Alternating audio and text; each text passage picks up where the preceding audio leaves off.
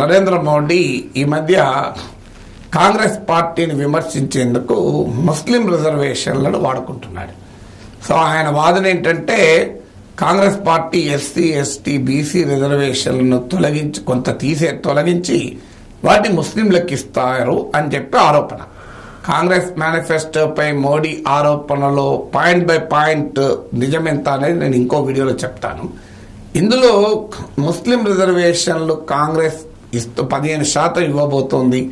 దీనికోసం SC ST OBC రిజర్వేషన్లను తగ్గిస్తుంది అని మోడీ రాజస్థాన్ నుంచి మొదలుకొని ఛత్తీస్గఢ్ వరకు ప్రతి బహిరంగ సభలో గత 3-4 రోజులుగా మాట్లాడుతున్నాడు. రాజస్థాన్, మధ్యప్రదేశ్, ఛత్తీస్గఢ్. తన ఆరోపణకు మద్దతుగా ఆంధ్రప్రదేశ్ ఉదాహరణ చెప్తున్నాడు. 2004లో ఆంధ్రప్రదేశ్లో కాంగ్రెస్ అధికారంలోకి వచ్చాక 2010 వరకు ముస్లిం రిజర్వేషన్లు అమలు చేసింది. దాన్ని కోర్టులు లో ఇబ్బందులు రావడం వల్ల ఆగిపోయాయి, లీగల్ ఛాలెంజెస్. అందువల్ల ఆంధ్రప్రదేశ్, కర్ణాటక కూడా ఉదాహరించాడు. వాస్తవంగా కర్ణాటకలో 1974 నుంచి ఉన్నాయి.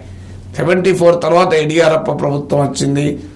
బీజేపీ ముఖ్యమంత్రులు చాలా మంది వచ్చారు, కానీ ఏ బీజేపీ ముఖ్యమంత్రి కూడా ఈ రిజర్వేషన్ తొలగించలేదు.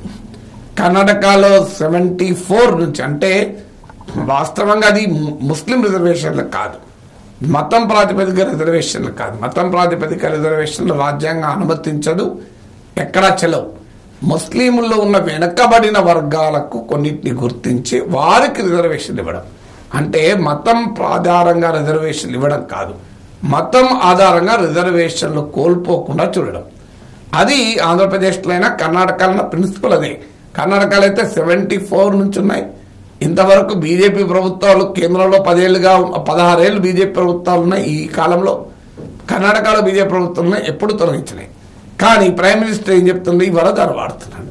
అయితే ఇంట్రెస్టింగ్ ఏంటంటే ఈ ఉదాహరణలు ఆంధ్రప్రదేశ్ గురించి, ఆంధ్రప్రదేశ్లో ముస్లిం రిజర్వేషన్ల గురించి ఆంధ్రప్రదేశ్ క్యాంపెయిన్లో చెప్పడం లేదు. అది చూడండి విచిత్రం. మరి ఆంధ్రప్రదేశ్లో ప్రచారం చేసినప్పుడు ఆంధ్రప్రదేశ్ ఉదాహరణ చెప్పాలి కదా. రాజస్థాన్లోని జలోర్లో, మధ్యప్రదేశ్లోని సాగర్లో, ఛత్తీస్గఢ్లో ప్రచారం సందర్భంగా ఆంధ్రప్రదేశ్ ఉదాహరణ చెప్తున్నాడు. देखो भाइयों बहनों आंध्र प्रदेश में क्या हो रहा है, मगर आंध्र प्रदेश में क्यों नहीं बोल सकते आप? ఎందుకు ఈ మాట ఆంధ్రప్రదేశ్లో చెప్పితే అక్కడ చంద్రబాబు నాయుడు ఊరుకోడు, ఆయన టెన్షన్ పడతాడు. ఇప్పటికే టెన్షన్ పడుతున్నాడు. ముస్లింలకు హామీల మీద హామీలు ఇస్తున్నాడు. బీజేపీతో పొత్తు వల్ల ఎక్కడ మైనారిటీ ఓటు వైసీపీకి ఇంకా ఎక్కువ వెళ్తుందో అన్న టెన్షన్ ఆడ టీడీపీ జనసేన అభ్యర్థులు ఉంది. బీజేపీతో పొత్తుకు టీడీపీలో అత్యధిక మంది అంగీకరించలే. చంద్రబాబు నాయుడు మినహా నాకు తెలిసినంత వరకు పోలిట్ బ్యూరోలో కూడా ఎవరు ఒప్పుకోలే.